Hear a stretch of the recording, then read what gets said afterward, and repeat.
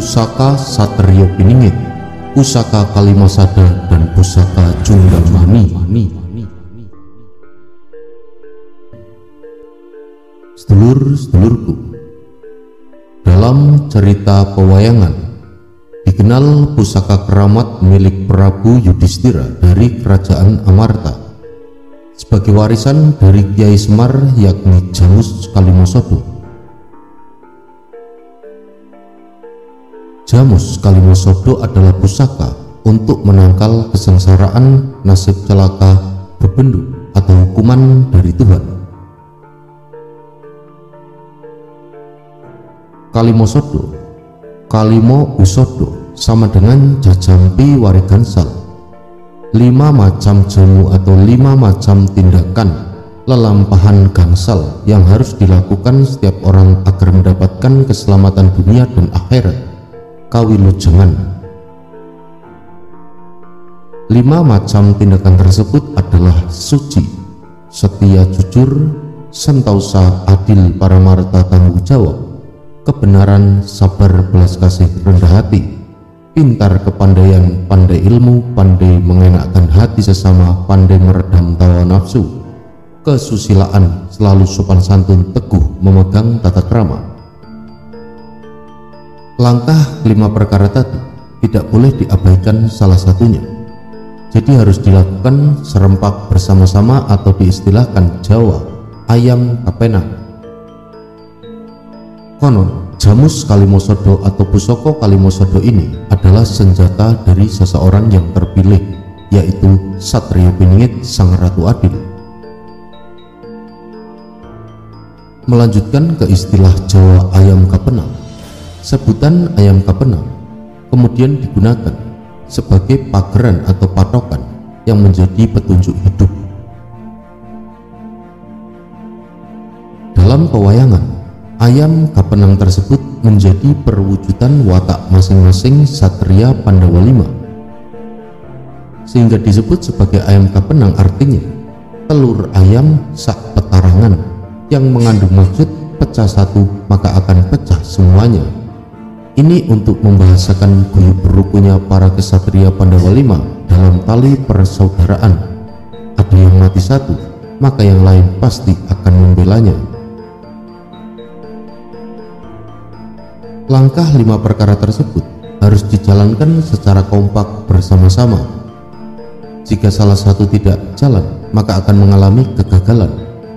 Seumpama, walaupun sudah menjalankan kesetiaan, kesentausaan, kepandaian, kesusilaan, tetapi buta akan kebenaran, sudah tentu tidak menjadi manungsa pinunjul.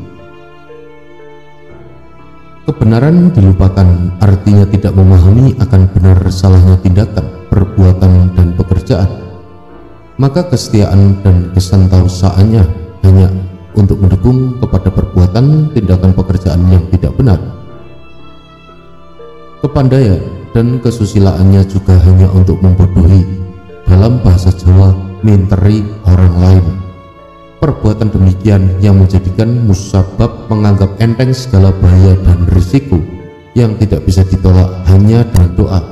Justru sebaliknya, niscaya manusia akan jatuh dalam duka dan kesengsaraan.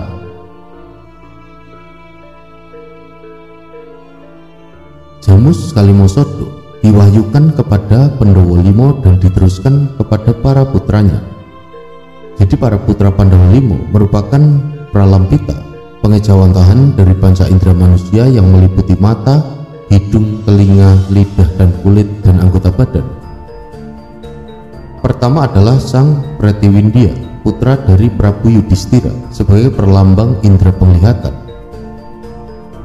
Lalu Sang Sutasoma, putra Sang Werkudara, sebagai perlambang dari indera penciuman. Ketiga yakni Sang Sutakirti, putra dari Sang Arjuna, sebagai perlambang indera pendengaran. Lalu yang keempat yakni kembar Raden Nakula dan Raden Sadewa.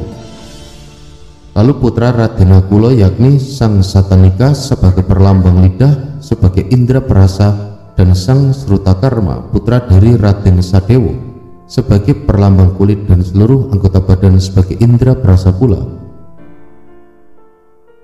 Kelima putra tersebut dari satu istri Pandhawa Lima, yakni Dewi Drupadi, sebagai wujud peretasan dari Yang Maha Kuasa Purbawisesaning Gesang, sehingga dapat diambil intisarinya, yakni asal muasalnya panca indera tidak lain dari wujud ciptaan Sang Holek, Tuhan Yang Maha Kuasa, Sang Hyang Wenang Gusti Kang Maha Wisasa. Akan tetapi Sang Werkudara dari istri Dewi Arimbi kemudian dikaruniai anak bernama Gatotkaca, selanjutnya sebagai perlambang dari pamicoro. Pamicoro atau bicara dengan bahasa manusia bukanlah kewenangan Sang Hyang Wenang. Purbawisesaning Gesang hanya menciptakan suara untuk makhluknya, tidak menciptakan bahasa manusia. Bahasa atau bicara wicoro merupakan hasil karya peradaban manusia, sehingga Gatotkaca bukan menjadi putra Werkudara dengan Dewi Drupadi, tetapi dengan Dewi Arimbi. Sang Werkudara sendiri merupakan perlambang hawa atau udara, maka Gatotkaca adalah putra Werkudara dengan Dewi Arimbi, bukan dengan Dewi Drupadi. Artinya bahwa nafas dan suara asalnya dari hawa atau udara, maka jika mulut dibungkam dan hidung ditutup, pati tidak akan bisa bicara. Lalu merujuk ke pusaka Jundamani, Gatotkaca melengkapi Pandhawa Lima menjadi sadrasa, rasa 6 atau 6 rasa. Yang dapat mengalahkan Pandhawa Lima plus Gatotkaca sebagai 6 rasa adalah Aswatama. Oleh Aswatama, sadrasa dapat dijirnakan. Aswa sama dengan kapal perang, Tama sama dengan utama, baik mulia luhur. Aswatama sama dengan kendaraan atau alat yang dapat mengantarkan kepada keutamaan lahir batin. Kendaraan atau alat bermakna juga sebagai perbuatan atau pekerjaan yang baik, utama, mulia, luhur.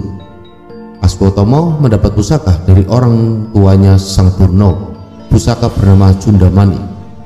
Junda sama dengan junduk, mani sama dengan manik, sama dengan rasa.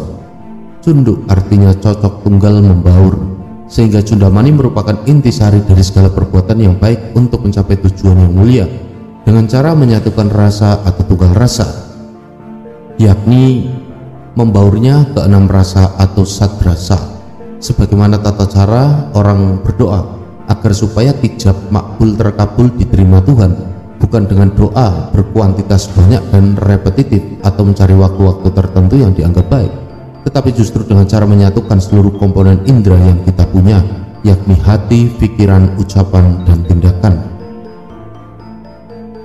Orang sering salah memahami hakikat dari doa. Doa bukan sekedar yang tersirat dan yang terucap. Doa merupakan keseluruhan dari sebuah tindakan yang kompak dan harmonis, meliputi hati, pikiran, ucapan, tindakan. Keempat komponen tersebut tidak bisa dipisahkan, pecah satu pecah semua, seperti makna Pandhawa Lima dan pusaka Kalimasada. Sebagai contoh, jika hati dan ucapan kita berdoa memohon kesehatan kepada Tuhan, namun pikiran dan perbuatan selalu tergoda dengan makanan lezat mengandung kolesterol tinggi, maka hanya akan menggagalkan doa dan permohonan sehat tersebut. Atau ucapan dan tindakannya menghindari makanan dan perbuatan yang dapat merusak badan, tetapi hati dan pikirannya tidak kompak, maka hanya menghasilkan perbuatan enggan, setengah hati dan malas. Lahiriah dan batiniahnya tidak kompak, suka membohongi diri sendiri, membantah diri sendiri, dan munafik. Matur sembah nuwun sedulur-sedulurku telah menyimak, dan jangan lupa untuk bisa meninggalkan jejak-jejak di kolom komentar. Semoga berkenan dan semoga bermanfaat. Mugi rahayu sagung dumadi.